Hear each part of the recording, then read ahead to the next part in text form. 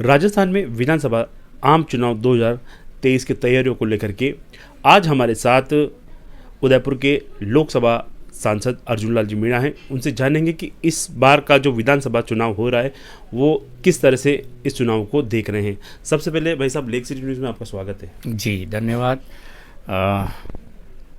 इस वर्ष जो 2023 के विधानसभा चुनाव हो रहे हैं, राजस्थान में कांग्रेस की एक कुशासन, निकम्मी सरकार और भ्रष्टाचार और पेपर लीक के मामले बहुत हुए हैं और महिलाओं के साथ अत्याचार हुआ है और एक तरह से तुष्टीकरण की नीति अपनाई है।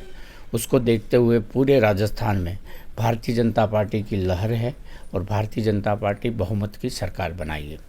रहा सवाल मेवाड़ में जो 28 सीटें हैं और जिसमें 17 सीटें एसटी ट्राइबल रिजर्व है, वहाँ की बात करें तो यहाँ पूरी तरह से भारतीय जनता पार्टी लीड कर रही है और दूसरी पार्टियाँ भी है। यहाँ बीटीपी है, बाप है, कांग्रेस है, लेकिन इस बार कांग्रेस तीसरे नंबर पे है।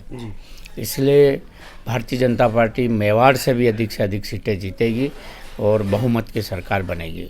देखा जाए तो कई सारी जगह जो टिकटों का वितरण कहीं ना कहीं गलत हुआ है।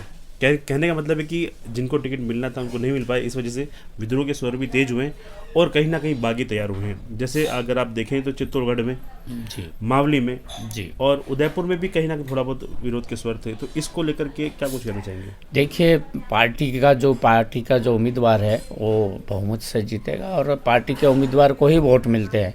आजकल निर्दलीय को ज़्यादा तवज्जो नहीं मिलती है, इसलिए मैं समझता हूँ कि वहाँ भारतीय जनता पार्टी जहाँ जहाँ भी इस तरह के बागी उम्मीदवार हुए हैं, बहुत जगह हमने कोशिश करी, सलूम्बर में बिठाया और जगह बिठाने का प्रयास किया गया, तो निश्चित रूप से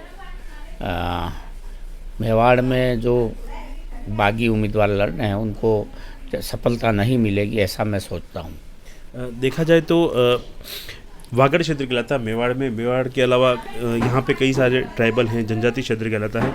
यहाँ पर पूर्व में बीटीपी पार्टी काफ़ी एक्टिव हुई थी, उसके अब 2 टुकड़े होने के बाद में बाप पार्टी एक और आ गई। तो ये किसको नुकसान करेगी, भाजपा को या कांग्रेस को? देखिए, वो सबसे पहले तो अपने आप वो ख़त्म हुई है। तो बीटीपी जो भारतीय ट्राइबल पार्टी थी, वो जो एक आने वाले समय में एक क्या बोलते हैं, वो दल बन के तैयार होने वाला था, लेकिन वो अपने आप आपस में लड़के और वो टूट गई और बाप पार्टी हो गई, तो वो 2 भागों में बट गए। तो अभी पहले उनके 2 विधायक जीत के आए थे, राजकुमार जी रोज 84 से और राम प्रसाद जी टिंडोर सागवाड़ा से। अब की बार हम सागवाड़ा भी जीतेंगे और 84 भी जीतेंगे। तो निश्चित रूप से उनके 2 टुकड़े होने से भारतीय जनता पार्टी को ज़्यादा फायदा हुआ है और कांग्रेस को कम।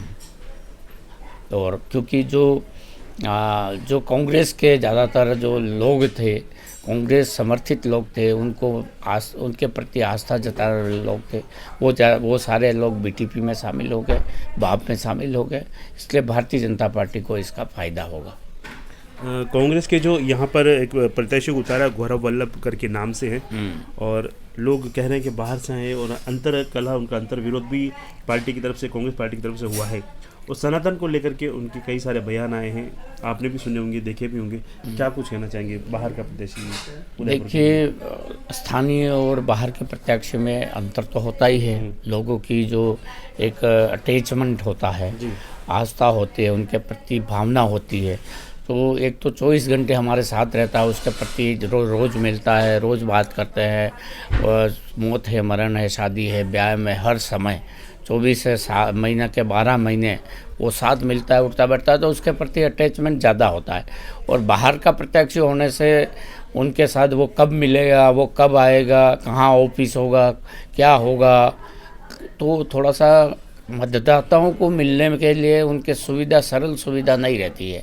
वो बहुत इजी रूप से मिल नहीं सकता है और वो पार्टी के, इनके कांग्रेस पार्टी के स्पोकमैन हैं, तो निश्चित रूप से वो तो दिल्ली वगैरह, राजस्थान की राजधानी जयपुर वगैरह बैठेंगे, तो एक आम दाताओं को मिलने के लिए उनको तरसना पड़ेगा।